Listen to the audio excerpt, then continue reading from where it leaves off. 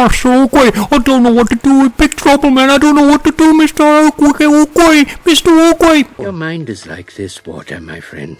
When it is agitated, it becomes difficult to see. But if you allow it to settle, the answer becomes clear. Well, yesterday, the market dumped really bad, and I don't know what's gonna happen tomorrow. Can you help me? You are too concerned with what was and what will be. There's a saying, yesterday is history. Tomorrow is a mystery, but today is a gift. That is why it is called the present. I guess I should use more stable coins. They are safer. One often meets his destiny on the road he takes to avoid it. So, where's the Master Oakway?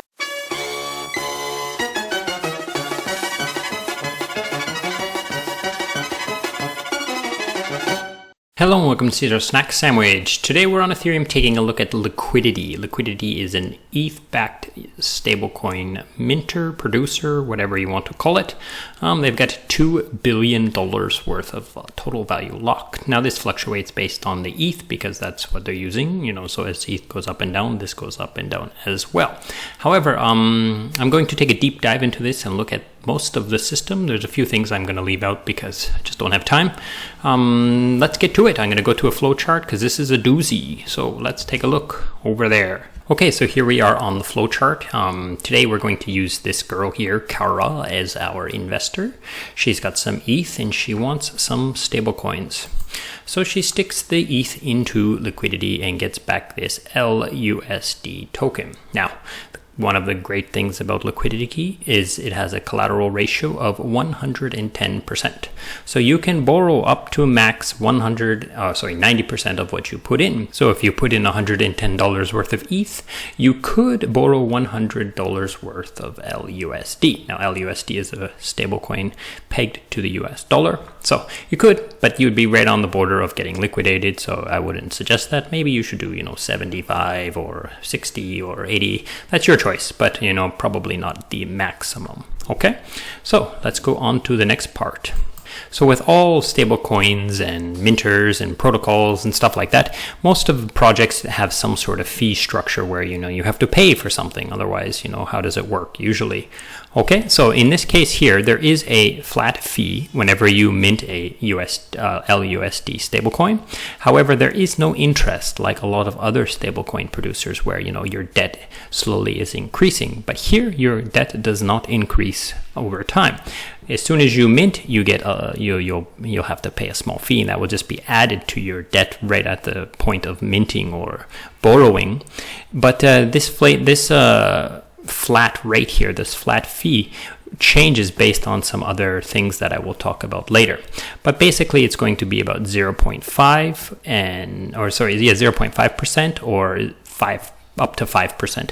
Now it all depends on different things, right? So as the stable coin, as its peg is going down, it's going to decentivize people to take more debt and put more into the market. So it's going to increase the flat rate. And as the stablecoin increases or goes back to zero, it will slowly go back to 0.5%. So remember, this is flat rate on mint added to your debt one time only. Okay, so that's a great aspect of this protocol or of this project. So let's go on to the next thing here. So one of the other things about this project is it wants to be very decentralized. So one of the things, these rates cannot be changed by governance by anybody. It's set, the protocol sets it. But here is another big feature of this Liquity project, that they're trying to make sure things are decentralized and safe and always accessible. Now what they have done is they are going to reward people who produce websites. We call them front ends, right? So produce websites that interact with the blockchain contracts, the smart chain contracts, and incentivize them in LQTY tokens. These are other tokens, kind of like governance tokens or fee accrual tokens. So they're going to incentivize people to build websites, and currently there are 22 at the time of recording, 22 different front ends that you could use to do the process that she wanted to do. So she would come to one of these websites and, mint up some LUSD with her ETH, and she would also get rewarded with some of the liquidity based on the website that she chose, and the website would get the lion's share, I would guess. Okay, so on to the next part.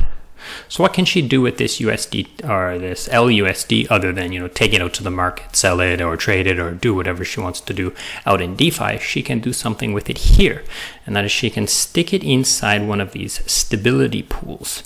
So this is a stability pool filled with LUSD. Now, just for sticking these in here, she is rewarded with LQTY tokens. So constantly rewarded with tokens for putting her LUSD into the stability pool. Now, the stability pool has a unique feature to this protocol, and let's get into what that is.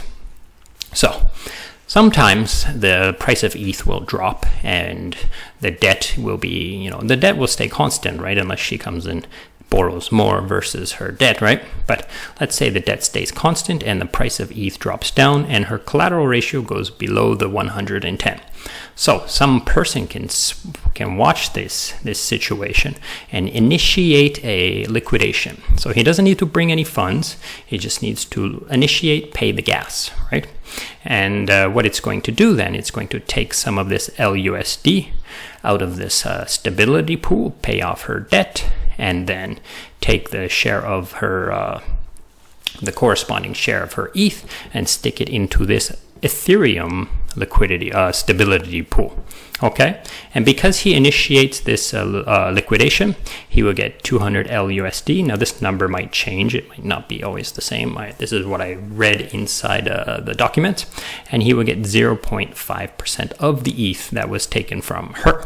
Okay, so this is his little incentivization for him to burn her a little bit, but that's what keeps these kinds of systems healthy, is liquidations, right? So they're important. Now the next part, at any time she wants, she could pull out her share. Let's say she's put her LUSD into these stability pools, and let's say she wasn't liquidated and she just wants to take back her LUSD. Maybe she wants to pay off her debt or whatever reason. She will get some of the ETH that is laying inside that pool that belongs to her share of it, her proportion of it, and she will get LUSD as long as there's some of that left over. If there's a massive amount of liquidations, maybe she will only get ETH. So this is a way for her to actually buy ETH at a discount. She's buying it at like about 10% discount because of this collateral ratio, because she's putting US dollars in here and she's going to get a little bit more back. Okay, so let's move on to the next part. Now, let's take a look at the peg. How does it maintain the peg of the LUSD? Basically, like most places, if the price of LUSD out in the market is above, then it's a good time to take a loan. So bring some ETH, take a loan, take your LUSD, because it's going to give you one-to-one. Like, say, $100 worth of ETH is going to give you, $100 worth of LUSD. Consider the collateral ratio, but it's going to give you one-to-one, base pegged to $1. But when you take it out to the market, you can sell that token for more than $1, so you will make a profit that way. Now, on the reverse is possible too. If it's below peg and you need to pay, you could possibly use some funds somewhere else to buy this token. That will raise the price, of course, right? And buy these funds, bring them back to here, and pay off some of your debt, right? So these are two common ways that most protocols use to maintain the peg. But Liquity has another little trick up its sleeve. And that is this guy. He can do another thing. He can buy some LUSD at the market, again raising the price of LUSD because he's bought it, and he can use it to redeem anytime he wants. It doesn't have to be a liquidatable event. He can just come with this LUSD, and he can just put the LUSD into the protocol and pull out some ETH. So he can buy ETH from Liquity at a small discount. Now, there is a fee for doing this as well, and this fee gradually keeps going up and up. The more it's done, the more it goes up, and then after time it slowly degrades down. So You do it once, it's cheap. You do it twice, it's more expensive. 3 times, more and more and more and more expensive. And then if you stop doing it, it's going to degrade in price, or this fee, right?